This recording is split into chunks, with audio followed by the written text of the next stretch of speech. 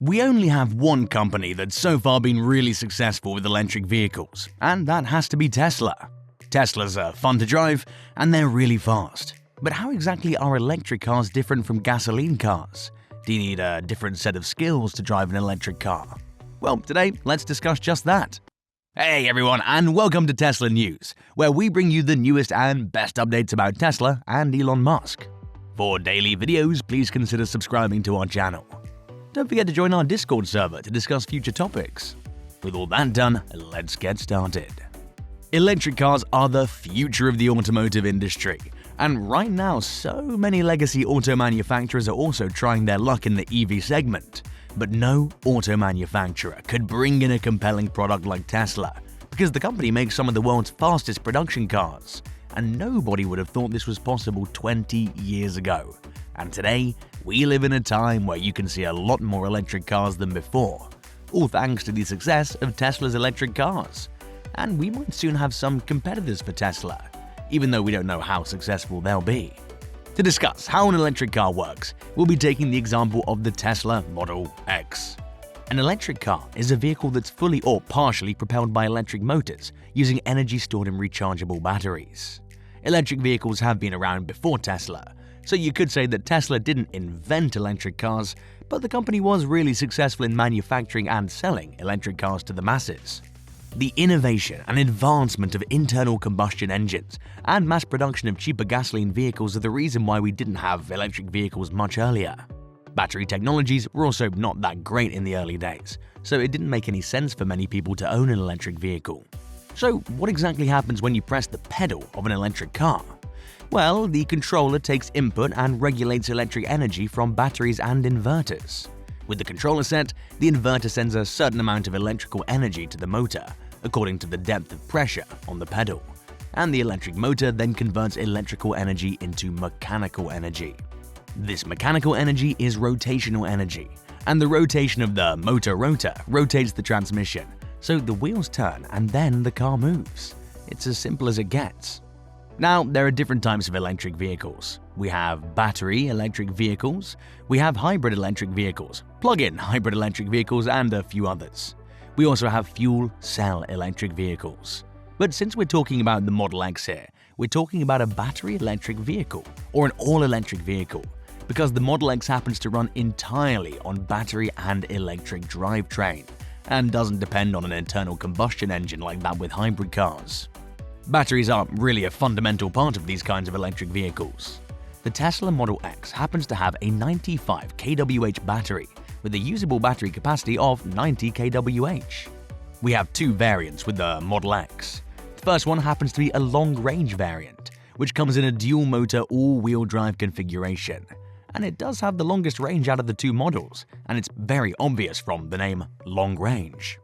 The car can do 0 to 60 miles per hour in just 3.8 seconds, with an estimated range of 360 miles on a single charge. And we're also looking at a peak power output of 670 horsepower.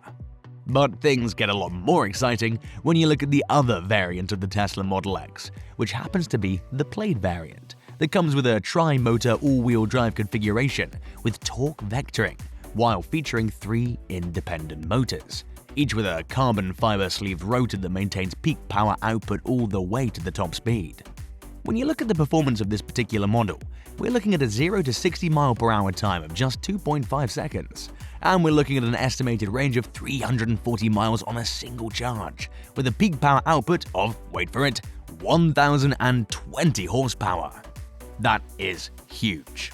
When you come back to the basics of a battery electric vehicle's working principles, the power is converted from the DC battery to AC for the electric motor. When the brakes are pressed, or when the electric car is decelerating, the motor ends up becoming an alternator and produces power, which is then sent back to the battery. This is known as regenerative braking. What this means is that you'll be driving your electric car differently than a gasoline car. So now you know precisely how electric cars work.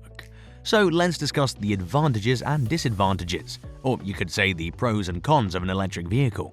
Electric vehicles are famous for having lower maintenance costs, and they also tend to reduce a lot of carbon footprint. Electric cars like the Tesla Model X do offer a lot more performance than what you pay for it when you compare it to the gasoline offerings. Electric cars are also convenient. Wait, how exactly are they convenient? Well, you could just plug it in your electric car to charge overnight, and the next day you'll technically have a full tank of gas. Oops, sorry, a fully charged battery pack. And this is not possible with gasoline cars. This means that the running cost of a Tesla Model X will be much lower in theory when you look at the cost of fueling with an equally powerful gasoline car. You also need to spend a lot more on maintenance with a gasoline car, with regular oil changes and parts replacement, and that's not the case with the Tesla Model X. Now, what exactly are the disadvantages of owning electric cars? We know that the advantage that Tesla's enjoying right now has to be that Tesla was very successful in setting up charging infrastructures with their superchargers. But even then, they're not available everywhere, just like we have so many gas stations around us. But in the future, you could expect a lot more charging stations all over the world. And right now, Tesla does have at least 25,000 chargers all around the world, depending on where Tesla sells their cars. But with charging, there comes another problem, and that is the charging time. With a gasoline car, you don't need so much time to fill your vehicle with a full tank of gas, and it takes less than 5 minutes. But charging an electric car can take anywhere from half an hour to 1 hour, or sometimes even more, which means that you'll have to spend a lot more time with the supercharger network. But again, things are now changing because battery technology is improving, especially with Tesla's new 4680 cells that will be integrated with the future Teslas. But again, right now, the range per charge with Teslas are on the higher side, so the range anxiety issue is slowly and surely getting taken care of by Tesla. The other problem with the Tesla Model X, or any other electric car for that matter, has to be the cost of buying one brand new. You can get a pre-owned gasoline car for less than $2,000 if you're really on a tight budget. But the same cannot be said about an electric vehicle, because of the fact that EVs are relatively newer in the automotive industry compared to gasoline cars. Even the most affordable Teslas cost about $40,000, which makes it highly inaccessible to a lot of people who actually want to switch to an electric vehicle. We mentioned Tesla's ownership costs being extremely on the lower side, at least in theory. But that's not the case because the insurance costs for Tesla are on the higher side, because these cars are extremely expensive. Getting spare parts for your Tesla is a costly affair, and it does take a lot of time to get your Tesla fixed because Tesla is still a relatively new company, and they've not yet figured out everything about manufacturing and selling electric cars. The other thing you need to keep in mind is the battery packs can be costly to replace, and it can cost about $6,000 to $7,000 to replace the battery, but the prices are coming down, so you could expect many affordable battery packs in the future. So, to sum things up, because of the way electric cars work, it's actually much easier to drive because they're all electric and you don't have to deal with any gears. You can start your Tesla by pressing on the brake pedal and putting it into gear, and you're good to go.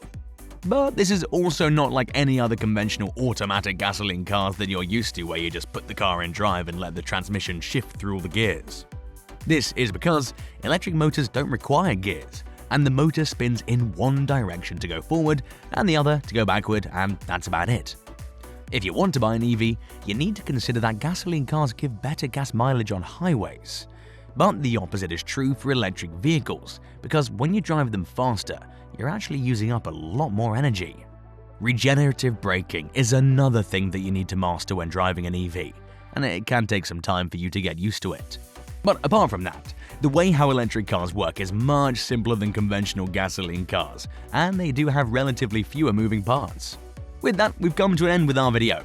Do you think electric cars are worth the extra money when compared to gasoline cars? Do you find it much easier to drive an electric car compared to a gasoline car? Do let us know in the comment section below because we would love to hear from you all. Consider subscribing to our channel for more content just like this one. And while you're at it, turn on post notifications so that you never miss out on any of our future uploads. Drop a like for the video if you think fully electric cars will be the future of personal transport. That's about it for today. Hope you enjoyed the video. Catch you all in the next one.